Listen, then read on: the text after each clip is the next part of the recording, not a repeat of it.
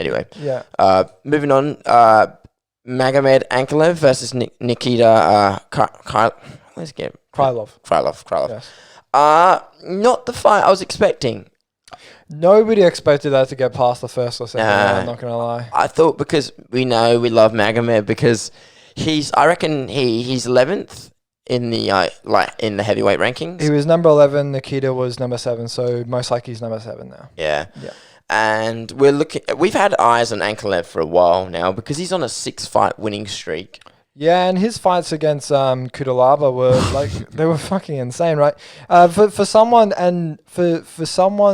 that comes from that, that Russian background, looks to be a grappler. Yeah. Looks to be a grappler when he certainly he can fall on it which he did do in the later rounds, but his main interest is high level striking. Yeah. And I think it wasn't as clear cut as a decision as it made out to be. He won by, I think it was 30-27.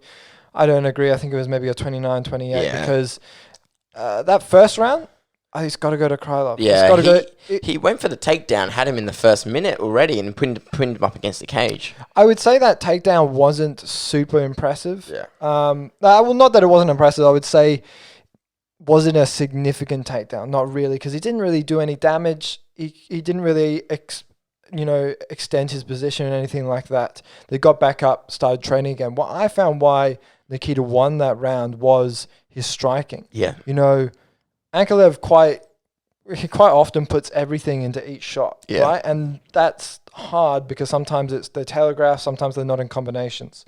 Nikita had combinations going on, and as soon as he finished striking, he would finish off with a kick. Or as soon as he started kicking, he'd finish off with punching on top. He was always mixing it up.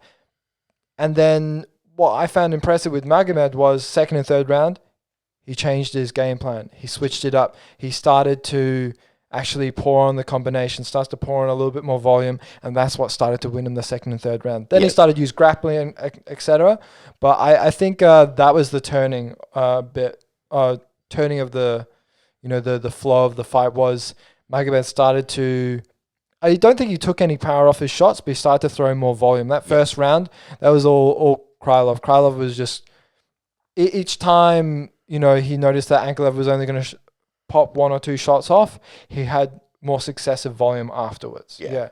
So, and as the fight played out, like you said, when he switched up his game plan in the second round, Magomed actually threw a really good left, actually snapped his neck back at one point, and Michael Bisping said, whoa.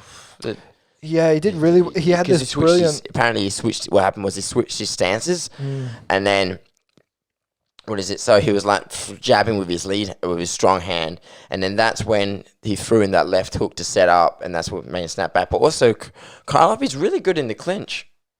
He is. He did really, really well there. The way I felt that Magomed definitely, started to pour it on a bit was that check hook. Yeah. Especially that check right hook. Every time they got caught in the clinch, as they were about to leave the clinch, Ankalaev would do this check right hook, bang, and then one of them hit him and snapped that neck back, and you could see that it did a bit of damage. But every time they got into that clinch situation, Ankalaev always made sure as soon as they started to part and there was distance going, before they, were outside striking zone, always managed to get that check right hook in. I thought it was brilliant. I thought it was I'm not going to lie, it looked like cardio wasn't an issue for either gentleman. Krylov, I think he's brilliant. I thought his striking was really good. Yeah. I think they were close rounds. I'm not gonna lie, they were close rounds, but Ankalaev definitely took second and third. Yeah. Krylov can't take anything away from him. No. He was number 7th. He's probably going to drop down to maybe 8th. 10th. But he'll come. I can see him coming back from that. Impressive win for Ankalaev because now he's most likely getting closer to title contention. Because when you're on a win streak, you get more eyes on you. And what is it? 13 wins is the longest active win streak in the UFC, isn't it? Yes. Kamaru Usman. Kamaru Usman. Yeah. So and in the light heavyweight division, it's without John Jones, the belt is now passed on to Jan Blachowicz, which obviously we could talk about in a second because of it's next week they're going to be defending.